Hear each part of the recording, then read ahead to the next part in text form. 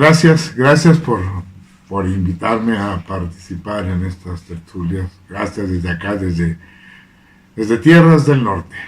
Me voy a permitir exponer sobre este relato mis migrantes de sueños.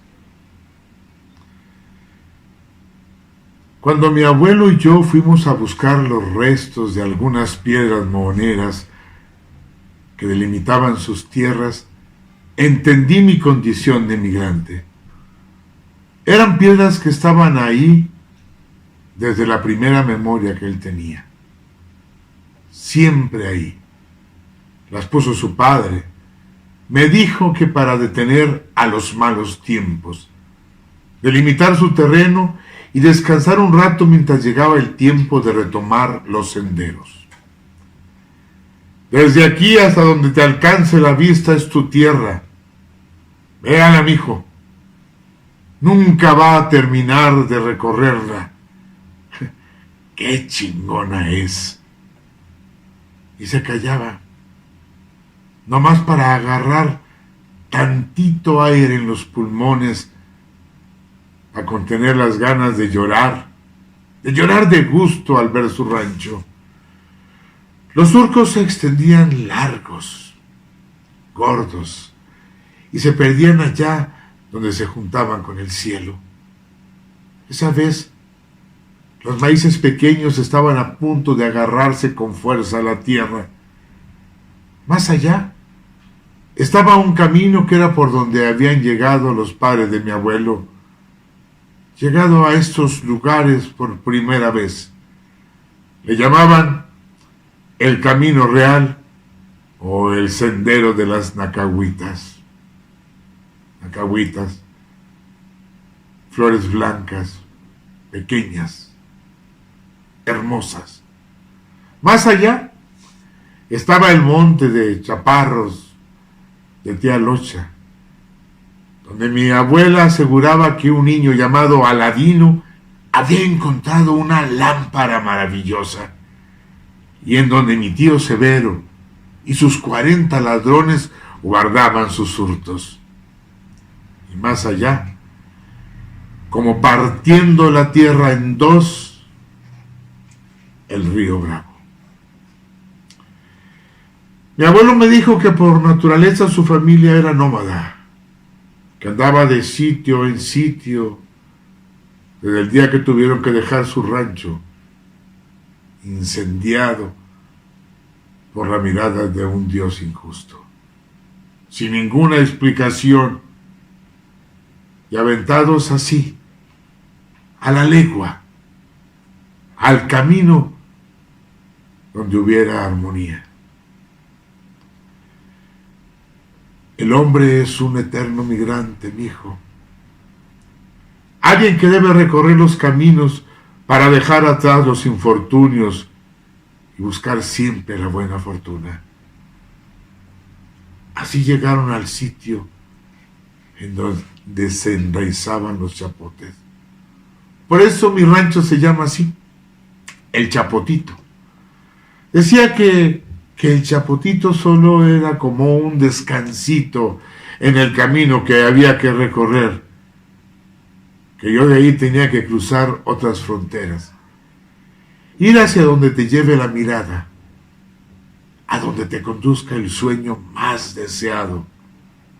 Sabía, siempre lo supe, que mi rancho solo era un buen descanso,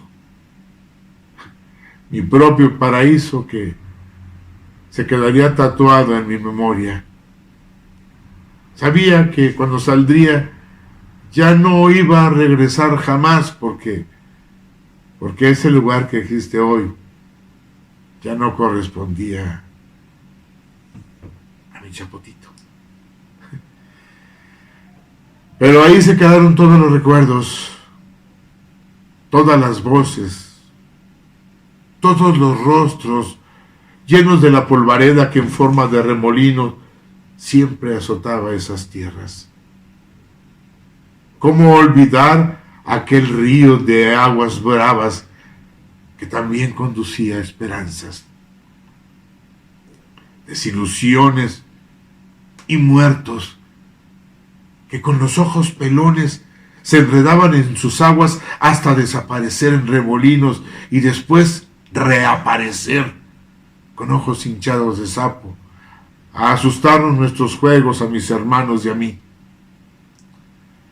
Ese río que cruzaba mi padre de pura diversión, dejando su ropa en esta orilla y nadando hasta pararse desnudo frente al otro trozo de tierra, al otro lado.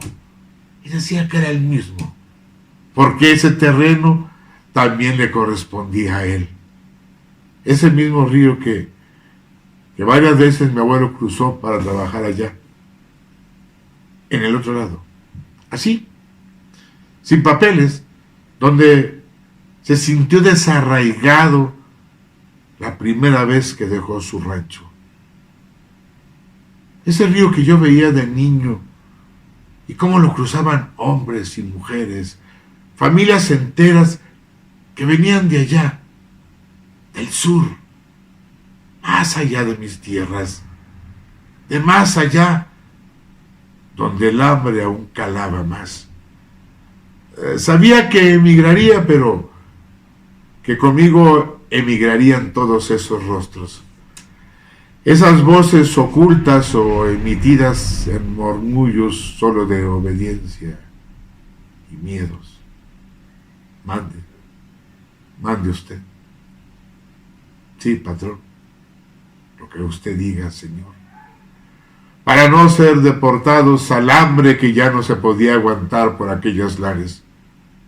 O regresaros aquí a mi rancho también, cuando el precio de garantía del maíz bajó estrepitosamente, o cuando nos dieron a escoger en comer tortillas de harina o comer tortillas de nixtamal.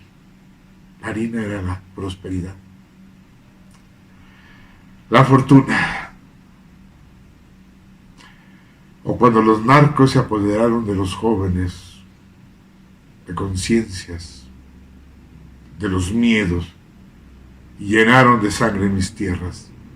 Toditos se fueron conmigo, porque yo los viví, yo los vi morir, y saltarían al escenario inmenso de una hoja en blanco, que yo llenaba de garabatos con sus historias truncas, o detenidas ahí, en medio de una raíz que retiene el alma, impidiendo llegar a su destino,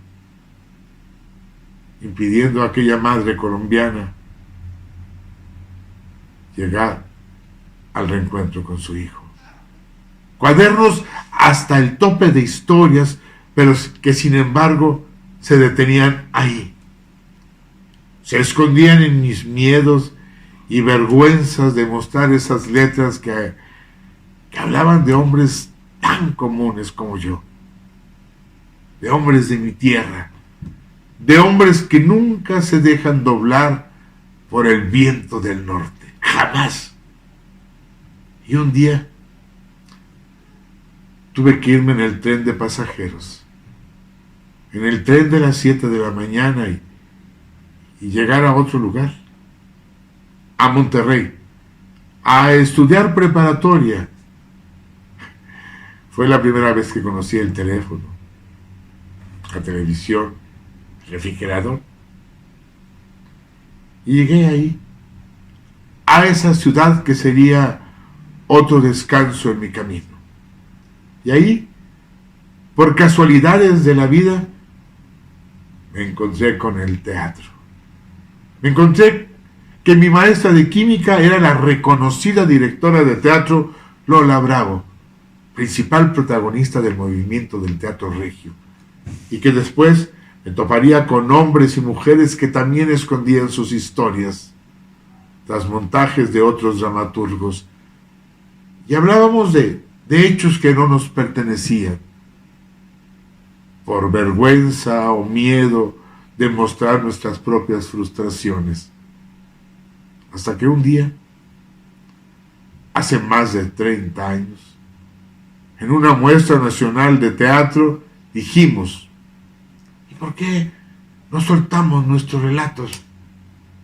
¿Por qué no le quitamos el bozal al fin que hablan de nosotros, del vecino, del migrante que se metió en un vagón del ferrocarril y ahí murió sofocado junto con un gran número de ellos, o del niño con el diamante en la cabeza, el niño Fidencio, que hacía milagros en Nuevo León, o la santa de Cabora que se enfrentaba a los enemigos de su raza, o los niños con puritita sal en sus recuerdos, o mi Amparo del Fierro perdida entre historias de narcos y pistolas. De ahí, de esta muestra, de ese encuentro de 5 o 6 dramaturgos: Enrique Mijares de Durango, Hugo Salcedo de Tijuana, Manuel Talavera de Chihuahua, Hernán Galindo de Monterrey y Virgilio Leos, Gustavo García de Coahuila y un servidor. Decidimos hablar siempre y únicamente de nosotros mismos, porque al final era lo que realmente conocíamos. Porque estábamos obligados a escribir nuestra verdad. No sabíamos de estadísticas, ni cuándo el hombre ordinario, díganme, ¿cuándo el hombre ordinario sabe de las verdades oficiales?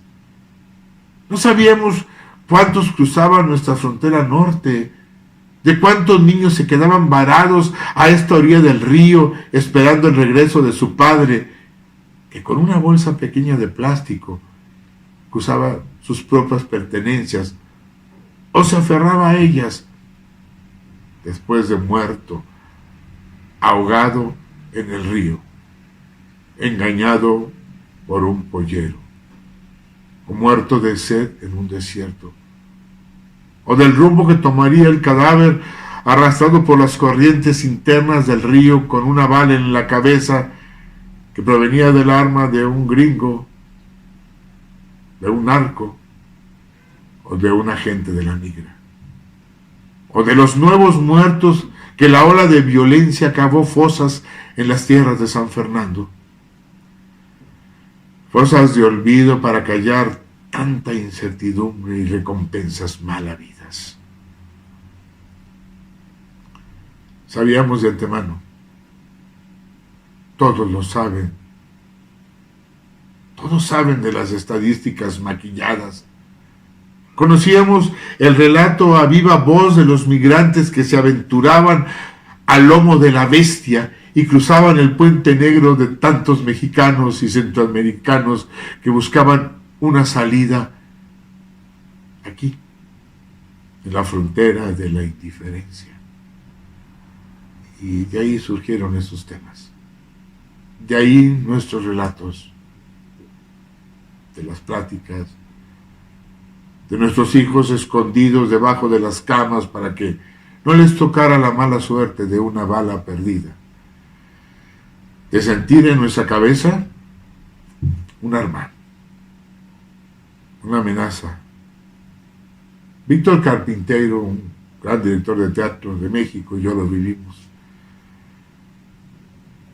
También nos dejaron sin transporte en medio de mi pueblo, Río Bravo, Alberto Estrella, a Isauro Espinosa y Osvaldo de León, Larisa López, sin la camioneta que nos llevara a una gira, a dar función del Centro del Vientre, una obra con la cual Alberto festejaba sus 25 años de actor.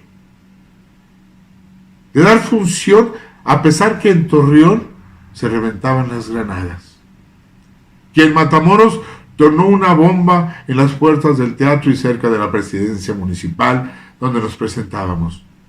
Cuando nos convertíamos también en protagonistas de nuestra propia historia. Y Alberto Estrella salía después de la función, de cada función, de esa gran gira, a dar las gracias y a gritar: ¡viva el teatro! Menos balas, más teatro. A pesar de recibir amenazas en Monterrey de que se callara, de que no dijera tonterías, de que no dijera verdades. porque sabíamos lo que se contaba en voz baja. Las pláticas que tuvimos con algunos de los protagonistas de la historia del vecino que hablaba en voz baja, de las mujeres asesinadas en Ciudad Juárez, de las empleadas tratadas como esclavas en las maquiladoras gringas. Y ahí se formó el movimiento del Teatro del Norte. Sí, del Teatro del Norte. Hace aproximadamente 30 años. Pilo Galindo, Perla de la Rosa, Joaquín Cosío en Chihuahua, Ángel Norzagara en Tijuana, Coral Aguirre en Monterrey, Daniel Serrano, Bárbara Colio, Rodolfo Popo Rodríguez en Coahuila, Altair Tejeda en Tamaulipas. Ya ese camino se había iniciado. Ya lo había abierto Oscar Liera años antes. Ya existían cómplices que, como Jesús González Dávila, Víctor Hugo Rascón Banda, Emilio Carballido, hablaban de nuestras realidades, de hombres y mujeres que habitábamos una nueva frontera, una tercera frontera, el sitio de las grandes migraciones. Pero quedaba una esperanza en estas letras. Una esperanza que un día mi abuela dijo: nosotros, los de aquí, somos el muro de contención que detiene el rostro asesino y mercenario de Estados Unidos. Otro pueblo con una carga, con una historia más fuerte de migración. Ellos mismos migrantes, nómadas sin cultura propia, encontraron la salida y el negocio en la guerra, pero receptores también de nuestros sueños, de nuestros miedos. Sabemos que las canas ya pintaron nuestra frente, o de plano se llevaron esos cabellos entre las corrientes propias de la existencia. Pero estamos seguros que ese fenómeno teatral sigue, que existen nuevos dramaturgos jóvenes que sin lugar a dudas continúan este camino, que siguen y seguirán hablando de todas las fronteras que hay que recorrer, no solo las geográficas, para ser capaces de conmoverse y conmover a otros. El teatro, la literatura, el arte, tiene aún muchas historias que contar, muchas palabras que tatuar en las hojas secas o blancas, mucho que decir en las tribunas del escenario, para que ya no se manchen más las calles y veredas de nuestro pueblo de sangre, para que no seamos más migrantes a nuestra propia muerte. Que logremos entonces encontrar la tierra prometida, aquí donde vivimos, aquí en nuestro país, que seamos migrantes a la luz, migrantes a la vida, no migrantes a la muerte. Gracias.